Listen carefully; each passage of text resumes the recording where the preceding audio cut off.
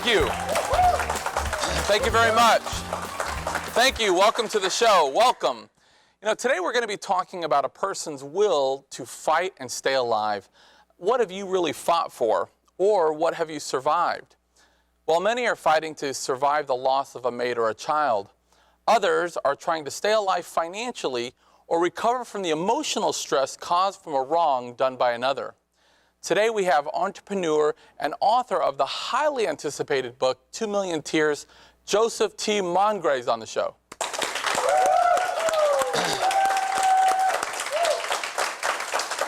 Unbelievable story. We also have entrepreneur and real estate guru, Amy Norris will be stopping by. Tell us what's happening.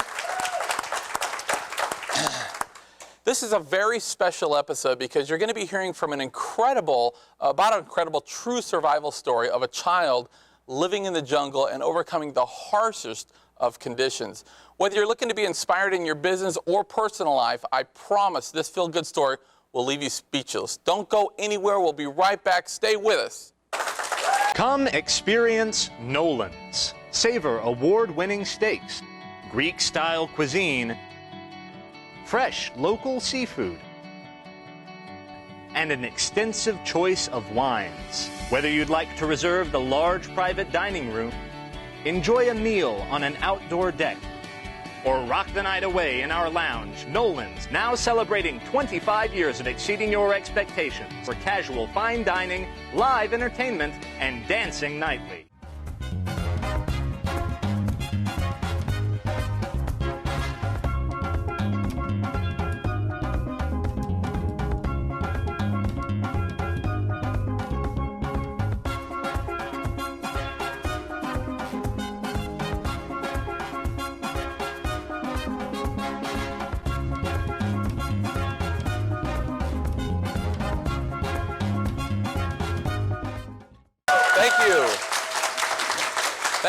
Thank you. Welcome to the show. I'm joined by my dear friend Ian. Ian, how are you? I'm fabulous. How are you, Joe? I'm doing great, fellow pilot and fellow like I know how to fly. I've been up once, I think I know how to fly. But how's things been going for you, okay? Yes, really busy. Really busy, but you know, that's always a good thing they say in business, so. If you're not busy in business, you're either moving forward or you're moving backwards. No one's really staying their ground, so, yeah, that's good to hear. It is a good thing, yeah, and so many things are happening, but we'll save that for another time. Yeah, well, I'm glad because we talked before the interview. There's so much to cover in such a short amount of time tonight, and the story that we're going to be talking about today, I have to say that I kind of knew the story over the last, really a year this thing has kind of been out there, and I think there's almost speculation of like, could this even be true? Because it's that kind of story. But this morning over breakfast, I kind of got the real scoop. And I have to say, all day, I've kind of been in this fog because it's like, it's just shocking of survival. It's a true survival story. Yeah, a lot of and I know they filled you in a little bit as well. Yeah, a lot of the time you hear the really exciting part, and then the rest is just around it. Right. It seems like everything I've heard today is just more enthralling than the last piece of information. Yeah, and from what I understand, it's gotten so much traction that there's a trilogy of books coming out, and they're already actually starting to write scenes for scripts. In fact, I haven't even told my crew this, but a few weeks ago we interviewed David Winters, the Hollywood producer, and he's responsible for films like West Side Story, and I mean, worked with Paul Newman. He did 4 Elvis movies, and I actually, on the way here, talked to some of his crew. I gave him like 4 stories, little tip, and he was already like, I'm definitely interested. How can we have a meeting? I mean, that's the kind of power this has, and I can foresee not only a trilogy of books, but films, and really, really amazing. Before we get to that, though, we are going to be joined briefly by somebody I think you know, real estate guru and entrepreneur, Amy Norris, everybody. Hey, Dan. Hey, how are you? Good, how are you? I'm doing super fantastic. Amy, we actually saw, I was going to say we haven't seen each other in so long, but I actually saw you yesterday at a friend's house, and they were, I mean, the spread there, I got to say that I almost called you guys and say, can I stay over? Because I know you live close, and it was I ate more yesterday than I have, and probably 2 weeks. But how have you been? How's business? Business is absolutely fantastic. The market seems to be creeping up. There's still a few good deals out there. There's still a few short sales and foreclosures that are trickling out there. But one of the things I wanted to talk about today, especially now that it's summertime and people are renting, is how to protect yourself as a renter, because I could tell you I've had a few of my properties where there's a lot of fraud out there where what people do is they copy my pictures from my listings and then they'll try to rent out the property, and so we won't even know of those sites existing, but someone will call me, and like today I had one. They said, oh, your beautiful home here in Orange Beach, some guy from England is going to try to rent it to me, and I said, oh, no, that's not legitimate, because it's not rented. Unless my husband is doing something I don't know about. Yeah, it wasn't him. It wasn't him. Yeah. So just make sure that you would probably need to Google the property address. And if it is represented by a large rental company, I probably would recommend that first. Yep. Or just do your research. If it's for sale, you might want to call the realtor or the agent before you deal with a rent by owner, because you might just be sending your money to somebody who knows how to copy and paste pictures. Right. Yeah, and I love having you stop by, because you're one of those entrepreneurs that really has, you know, your finger on the pulse of what's going on. I know that your web presence, and you kind of dominate the internet, and of course you're #1 all in this region. But from what I understand, this isn't a local problem. This is something that's really a major problem everywhere. It is, yeah, and I mean, it's still good. Don't be afraid of renting. I mean, now's a great time to rent, and you got to enjoy the beach. And in fact, you know, we got a new zip lining. I've heard. Yeah, and it goes along with the parasailing and the new arcade and the kayaking, and I mean, there's so many fun things to do at the beach. Just do your research. Yeah, research. So we there's always a few that are ruining it for everybody. Yeah. But in other words, do our research. Let's do our due diligence. And don't let a few bad apples spoil your fun, because it's a beautiful area and there's so much to do. Yeah, and if you are one of those people where that happens to be your property, usually those sites that have that will have a report this listing and just say, hey, that's not the case, and they'll remove it. They're really good about that. Right. Okay. Well, hey, great information. We appreciate you keeping us in the know. In the know. I'm tongue-tied after all that food yesterday. And we always love having you stop by. We're going to take a quick break. We're going to be back with entrepreneur and author of 2 Million Tears, Joseph T. Mongray. Stay with us, everybody. Don't go anywhere. Real estate today offers incredible opportunities, low prices, and extremely low interest rates. Hi, I'm Amy Norris from Amy Sells the Beach. Right now, there are opportunities in all areas. Our team can help you put your money to work finding your dream or investment property. And if you're looking to sell, no one can give you better exposure to buyers and make your property stand out. Experience matters when looking for opportunity. I'm Amy Norris. See why we're #1 at amysellsthebeach.com. When visiting Gulf Shores, Alabama, make sure to visit the Gulf Coast Zoo, home of the little zoo that could from Animal Planet. Get up close in our petting zoo. Enjoy our unique animal encounters. More than 300 monkeys, bears, reptiles, big cats, parrots, and more call Gulf Coast home. Come on, go wild at the Alabama Gulf Coast Zoo. Thank you. We had some hoots in the audience. Thank you very much. Ladies and gentlemen, please help me welcome Joseph T. Mongray, everybody. Great seeing you. Have a seat, my friend. How have things been? Been fine. Busy. You know, we spoke on the phone probably almost a year ago. Yes. Is that right? Briefly. Yes. And that's kind of when a mutual friend introduced this story to me.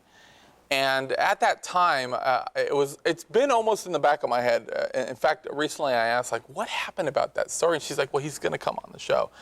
And I kind of got bits and pieces and all that. And this morning we had a chance to kind of sit down and get into some specifics. And I have to say, the rest of the day it's really been heavy on my mind. Not in a bad way, but, you know, having a young child, myself right now, a 5-year-old, it really affects you. And the end is it's a feel-good story. I mean, there's a great ending, but it's all true, and that's hard to believe at times.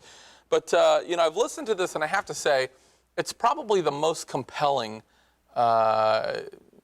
inspirational story and story of survival that I've ever heard. What motivated you to write about it after so many years? Curiosity is a story of strength and endurance unlike anybody I've ever met. Yeah. And just where do these people come from, such as her? Yeah.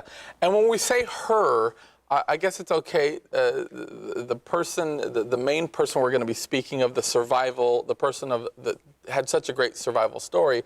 Lone. Lone. Lone is her first name, Win Soon Lone. And you know her pretty well. Yes, fairly well, I would say. And is it okay to talk about the relationship? Sure. We're married. Yeah. So let me ask you a question. When you married her, did you have any idea that like she had this life before? I mean, it was just, or was it kind of like over dinner after a few months? It's like, what? It's been a continual series of oh my gosh events, surprise after surprise. But the story drew me to her, and then chemistry finished the deal. Sure. Yes. And the story really starts. I want to get this right. It begins on the western side of the South China Sea, really like the Philippine coastline. Right. And take us from there. Let's begin there and give us a little background, because the story covers a couple of generations. Yes. So talk a little bit about how it starts. To understand the story, you have to go back to her family and her ties back to southern China and Southeast Asia, going back to about 1937 in the 1930s, when Japan invaded China at the beginning of the World War II.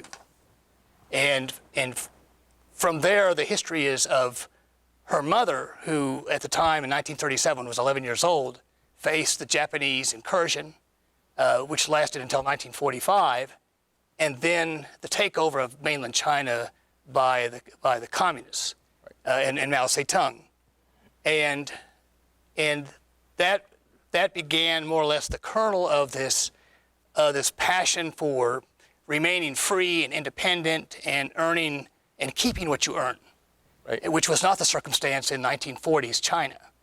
And in a very brutal time, a lot of atrocities committed drove Lone's family out of China to North Vietnam. One of the few places of refuge was Southeast Asia. And like so many Chinese, became Chinese Vietnamese. First in North Vietnam, and then it became, as Vietnam fought its independence away from France as a colony, it became a communist state. Mm-hmm. And so once again, they're on the move to South Vietnam. And so across about 20 years, they suffered a great number of atrocities, difficulties, and finally settled in South Vietnam as more or less their last place of refuge. Sure. Well, and in the book, and I know there's a trilogy, because it's a big story and it's an amazing story, but there was particularly an 8-year-old girl, Lone, traveling with another family and then wound up on the jungle coastline. How did that come about? Well, through the Vietnam War, a series of tragic events within the war, but by the time the war was lost as the Americans knew it, and then for the Vietnamese, basically the Chinese Vietnamese were persecuted, and they conducted an artificial famine, and she was traded initially at the age of 7 for 200 kilos of rice to feed her large number of brothers and sisters. Which actually was 23 children, is that right? Well, 17. There's a number of other children. Oh, just 17. Okay. So just 17 children. 17 and then half brothers and sisters. Half brothers, 11 blood, and 6 half blood in her immediate family, and then other half brothers and so forth elsewhere, nearby in the same neighborhood. And interesting, when they traded her, originally it was supposed to be, was it the older sibling? Yes. And because it was such a dire situation in terms of not having enough food, at 7 she said, "Let me go." She said, "Let's go," knowing she would eat better, working as more or less as a servant or a slave, if you will, for a prominent communist family. Right. And she knew she would eat better. So she's. Let's get to. So she did that for. Was the original agreement was what, a year? A year in exchange for 200 kilos of rice. Right. And then return home, and then the contract was renewed. Right. And so that normally was around the New Year's, Chinese New Year's, in the beginning of the year, typically January or February. And then she returned to that family for another year's of servitude. Let's talk a little bit about Lone's mom, because I find that part of the story as incredible as anything else. But she was actually trained at a certain point. Yes. Well, in training is a funny term, but they had faced such a long series, decades of atrocities by the communists, and they were victims of a terrible circumstance. And so they eventually more or less became freedom fighters of a sort, but they were just basically citizens who rejected the control of their resources. Right. And so she most focused on removing this threat, this socialism that was taking away their property. Right. And she did have somebody that actually kind of showed her. Her father, who actually, he worked for the police in mainland China. Which there wasn't very many things you could do. You were either going to be in police or something else. And what drove him out of China when he became a policeman after World War II, right. He as a policeman, his basic job was beheading property owners and people with Western influence. Right. And he tired of the beheadings. Right. And that forced him down toward North Vietnam initially. Right. But he had a lot of training, unfortunately, doing very unpleasant things. Yeah, sure. And this guy, he's no slouch. This is somebody you don't want to mess with. But no. His whole job was beheading people. And so she was trained, and I know at some point she was used for specific Yes. things. Well, what she gained because her business, and she did not have just one business, she had many, but because she had built a special access to the communist forces that were in hiding around South Vietnam, she knew where they were. And so she, having the resources she had to conduct the fight, eventually it became available to her to contact the United States, who had a counterinsurgency group, basically the CIA, in an operation called Phoenix, where they brought in the local Vietnamese to help them locate the enemy. Well, she became an informant and a guide to U.S. Navy SEALs during the Phoenix program during the American part of the Vietnam War. Yeah, and I know her dad said that, she'd have these guys come over late at night after everybody was sleeping, and she'd go outside and conduct, talk and whatever. And he thought, like, what kind of a gal did I raise? Because she's always talking to these strange men, not knowing that she had this other secret life where she's basically helping with ops. And more particularly, her husband was kept in the dark because secrets got people killed if you expose them. So for years, he thought she was having nefarious affairs with Americans or South Vietnamese military. But what she was doing was coordinating her next event in the Phoenix operation. Well, I want to take a quick break, but when we come back, I want to talk a little bit about some of the type situations that Lone's mom got into, as well as kind of what happened where Lone had to actually survive by herself in the jungle. Stick with us. We'll be right back. Don't go anywhere. You will not want to miss it.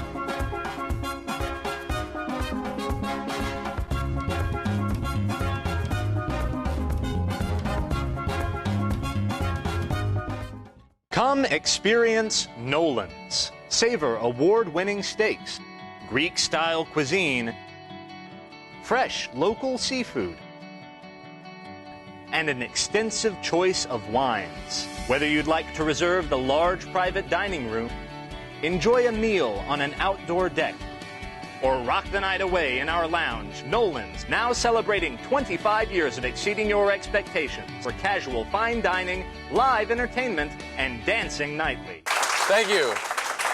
Thank you very much. I'm here with Joseph, and I wanted the story. We were talking about Lone's mother, and she's doing ops with these very dangerous missions. And we had talked briefly about one particular one where 2 assassins were actually sent to take her out. Yes. And at the time, she was 7 months pregnant as well. Talk a little bit about that.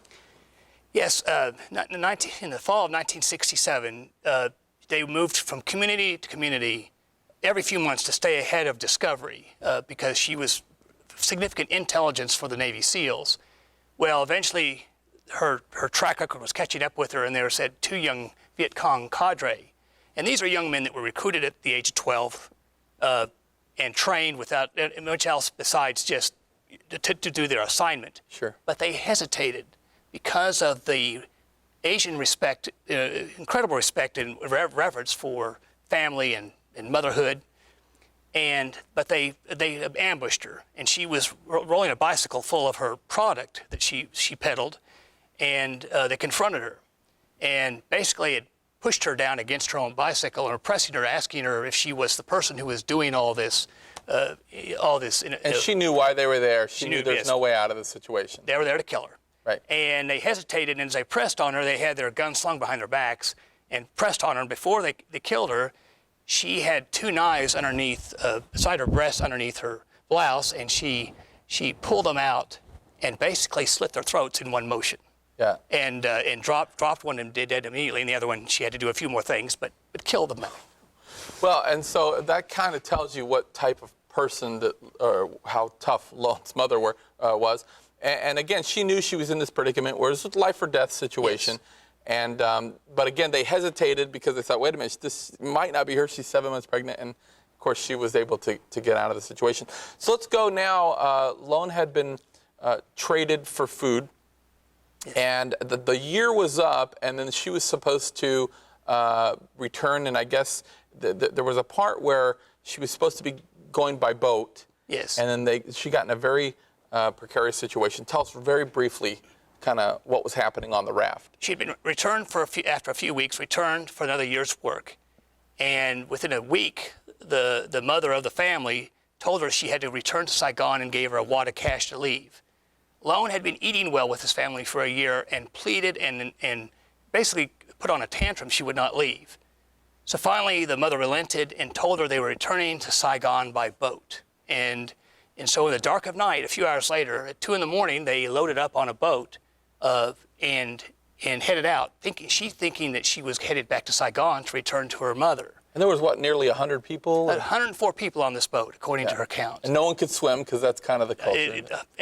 Back in that time, it was just swimming was not necessarily a necessity. Very few Asians swam well. And so the boat headed to the Philippine coast, and as it approached the coastline, in heavy seas on that end of the sea, of South China Sea, the boat began to break up. It was overloaded. It was not appropriate for heavy seas, and it broke up and began to sink. And not knowing anything else to do but to grab a piece of lumber, something to hold on to, the boat sank very quickly. And everybody that she knew drowned they could not swim. And so there was no survivors? No survivors. She was the only one that she knew of. And she grabbed a hold of a plank of wood and basically floated for another day into the Philippine coastline. And how old did you say she was at this point? She's 8 years old. Yeah. So she's in the water for a day and a half, and then miraculously gets washed up on these rocks. And these 2 young girls, they were 11 and 13. And they were survivors also, naked. Yes, they were there. They were there about 8 months before, similar survival, and they found her on the shoreline, thinking she was another dead person on the shoreline. Yeah. And so the story, really goes on and on because there was a time where there were so many bodies washing up that there was wild dogs, there was boars that would come eat the body. So they were constantly in fear for their lives. I know one time even had to fight off wild dogs. Then they were also under this scrutiny from different people that were coming in that area as well. So they were constantly hiding. I know during this time you had told me that She was on a steady diet of like different grasses, crickets. Yes, and fruits, native fruits, but a cricket was just as good as an apple if she could find it. And the 2 young girls that she was with, one actually fell through a hole. Yeah. 11 or 12 years old. Yeah. She's about 13 years old. About a year together, she fell down a deep ravine and died. And so it just left the 2 of them. And then the other one, not far after that, had her head split open. Right. Fell in a stream, a big rock cut her head open, and she died, leaving alone for about 15 more months before she found her way out. Yeah. And you know, unfortunately, there's so much to this story. It's such a compelling story. But, you know, obviously, Lone's mother never thought, you know, probably my child died. And Lone had this will of like, one day I'm still going to fight. I'm going to live in the jungle by myself. I'm going to do whatever I have to do because I'm going to see my mom again. Yes. And I'm going to let her know that I made it. Yes. Right. And there's so many things. And of course, so much after that, being trained by the mafia. And I mean, it's on and on. But I'll tell you, it's such a compelling story. And it really says a lot about the person you are as a successful entrepreneur to be able to take this in, and I see why you had it. When you found out about the story, you were compelled to put the story out there. Yes. It's so much. And please, when the trilogy is out, when can we expect the first book? Do you have any idea? October this year. October of this year. Please come back and tell us a little bit more. Guys, that's our show. Joseph T. Mongray, everybody. And, I mean, amazing story. Give him a hand. And we'll have them back, I promise. And that's our show. Don't forget to get involved in your local community and be forgiving of others. Good night, everybody.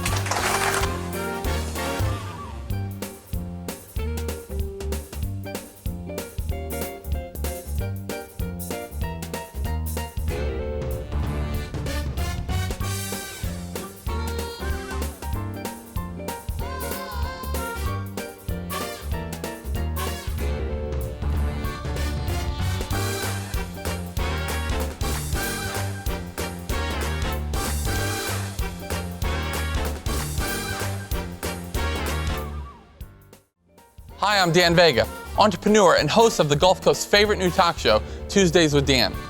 Join us every Tuesday where we come together and share success principles that will not only help you in your business, but in your personal life. Don't worry, this isn't some boring business talk show. It's an opportunity not only to hear from your favorite entrepreneurs and celebrity guests, but to receive real value every week. Check us out late night after Jimmy Kimmel and The Insider, or at 8 a.m. on My 35. You won't want to miss it.